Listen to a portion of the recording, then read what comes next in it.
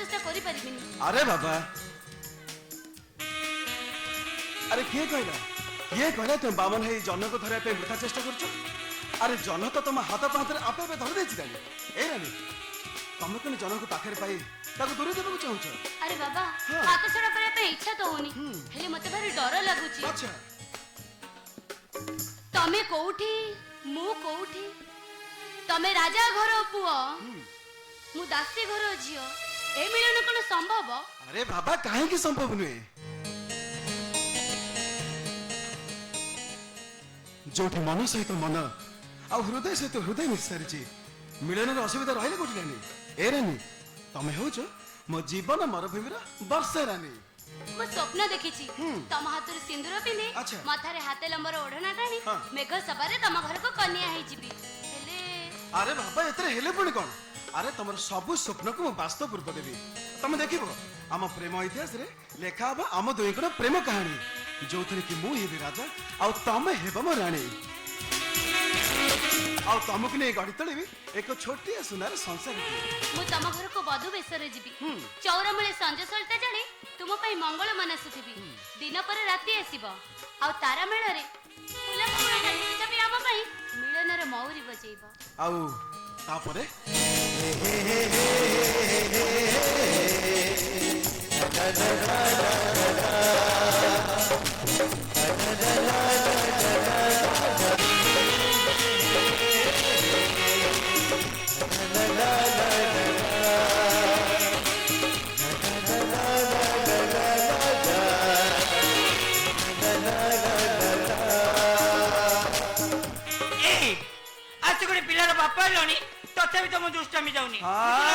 गोटे जमीती अधिक हो गला मो सांग साथी पिला माने अरे चारि छटा पिलार बापा हलेनी मो तामने गोटे अधिक हो गला तामने तमे कोन कहूछ मु छोटा छ जन्म करबी ना कोन नहीं नहीं नहीं बाबा परिबिनी। अरे बाबा कोन मु से कथा केते बेला कहनी आ कोन कहूछ? अरे मु तो भाबुची गोटे टीवी करी माने माने हां 11 वर्ष रे 11टा पुअर बापाई गोटा क्रिकेट टीम करी बड़े छुआ तियारी फैक्ट्री खोल दो ना।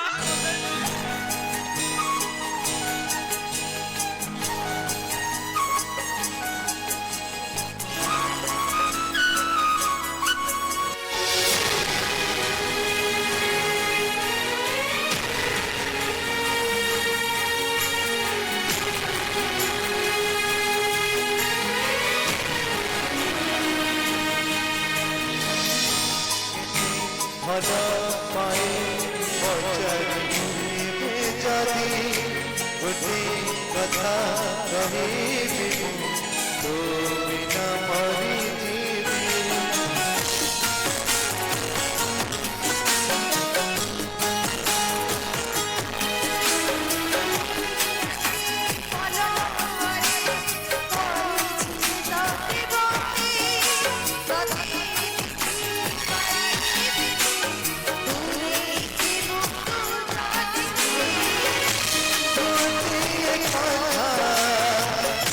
जा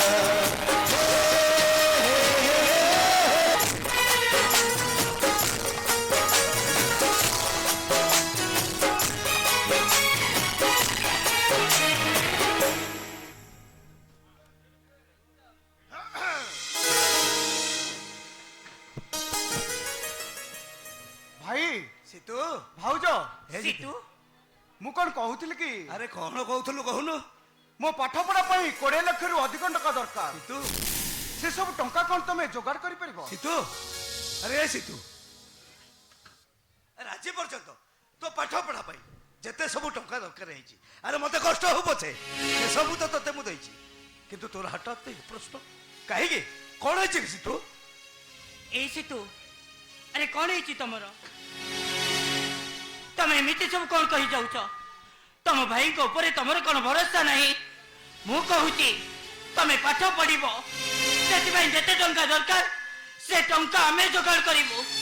ଆଉ ଯଦି ଟଙ୍କା ଯୋଗାଡ଼ ନ କରିପାରିଲୁ ତମ ଭାଉଜ ତମକୁ କଥା ଦଉଛି, ତମ ଭାଇ ଭାଉଜ 2 ଜଣ ଯାକ ଆମେ ଆମ କିଡନୀ ବିକ୍ରି କରିଦେବୁ। ନାଇଁ ତମେ ସେମିତି କହୁନି। ମୋ ଭାଇ ଭାଉଜଙ୍କ ମୃତ୍ୟୁ ମୁହଁକୁ ଠେଲି ଦେଇ ମୋ ଜୀବନର ଲକ୍ଷ୍ୟ ସ୍ଥଳରେ ମୁଁ କେବେ ବି ପହଞ୍ଚି ପାରିବିନି। ନା, ମୁଁ କେବେ ବି ସେମିତି କରିପାରିବି। ଆଉ କୋଉ କଥା କହୁଛୁ ତୁ?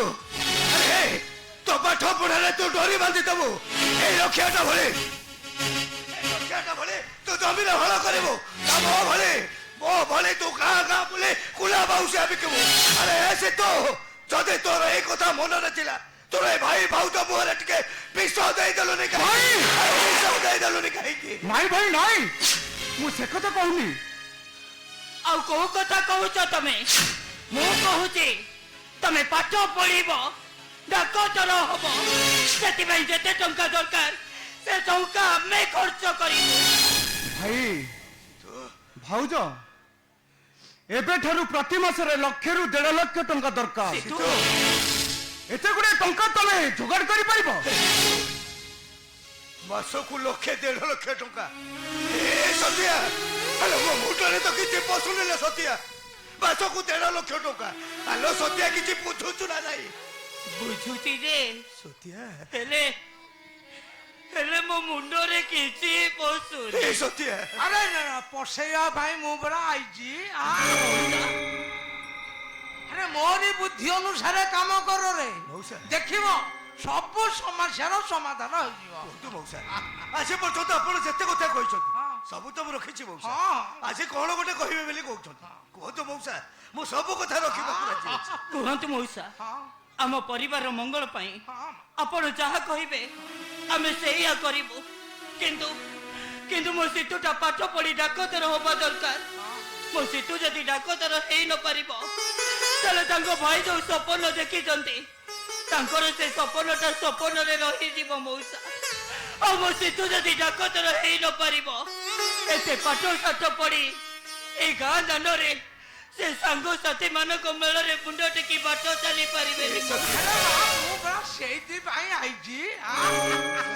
ଆରେ ମା ତୁ ତ ଜାଣିଛୁ ମୁଁ ଗୋଟେ ପର ଉପକାରୀ ମଣିଷ, ପରର ଦୁଃଖ ଦେଖିଲେ ମୁଁ ସହି ପାରିବିନି ରେ ମା। ସେଇଥିପାଇଁ ରାଜା ସାହେବଙ୍କ ସବୁ ବୁଝାସୁଝା କରି ଏ ପ୍ରସ୍ତାବରେ ମା ମୁଁ ରାଜି କରେଇ ଯାଇଥିଲୁ। ମଉସା ରାଜା ସାହେବ ଏଥିରେ କଣ କରିବେ? ରାଜା ସାହେବଙ୍କ ପାଖରେ ଆମର ଜମି ବାଡି ଘର ଢିଅ ସବୁ ତ ବନ୍ଧା ପଡିଛି ମଉସା। ଏପର୍ଯ୍ୟନ୍ତ ଆମେ ମୁକୁଳେଇ ପାରୁନୁ। ତାଙ୍କ ଜମିରେ ଆମେ ଚାଷବାସ କରି ଚଳୁଛୁ ସତ, ସେ ଯଦି ସାହାଯ୍ୟ କରିବେ ତାହେଲେ କରିବେ ମଉସା। ସବୁ ଠିକ ଅଛି ଯେ ମଉସା। ଆରେ କଥାଟା ପରା ସିତୁ ଠେଇ ଅଟକିଛି। ମାନେ ସେ ତୁ କଣ କରିଛୁ ମଉସା? ତୁ ଆଉ ରାଜା ସାହେବଙ୍କ ଝିଅ ମଉସା ଆରେ ପରସ୍ପରକୁ ଭଲ ପାଉଛନ୍ତି, ଏ ମଉସା! ଆରେ ବିବାହ କରିବା ପାଇଁ କଥା ଦେଇ ଆରେ ସେ ତୁ ଆରେ ମଉସା କଣ କହୁଛନ୍ତି କଥା କଣ ସତ କହ ସେ ତୁ? ଆରେ ମଉସା କଣ କହୁଛନ୍ତି?